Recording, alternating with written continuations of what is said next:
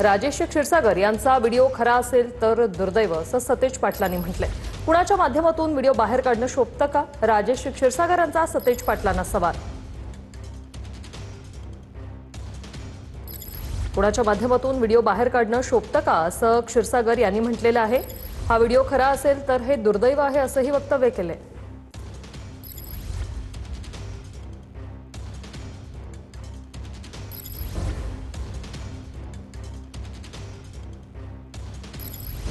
ज्यावेळी असा एखादा व्हिडिओ येतो, ते बघितलेला व्हिडिओ, त्याची तथ्यता तपासली पाहिजे आणि मला वाटते त्या आमदारांनी प्रेस कॉन्फरन्स घेऊन सांगितलं पाहिजे हे खरं आहे का खोटं आहे, नाहीतर लोकांना ते खरं वाटेल।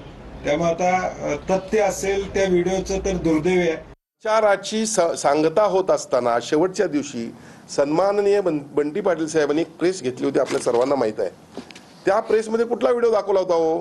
हाच व्हिडिओ दाखवला होता असं मला वाटते। म्हणून माझा त्यांना प्रश्न आहे, सन्माननीय बंटी पाटील साहेब, मी आपल्याकडे आदरानं पाहतो, आपण ज्येष्ठ नेते आहात, आपल्याला हा व्हिडिओ आपण त्यावेळी प्रसारित करून 8 जानेवारी 2026 रोजी या संदर्भात मी सन्माननीय मुख्यमंत्री उपमुख्यमंत्र्यांना मेल केलेला आहे आणि याच्या चौकशीची मागणी केली, अशी पत्रकार परिषद घेतली होती का?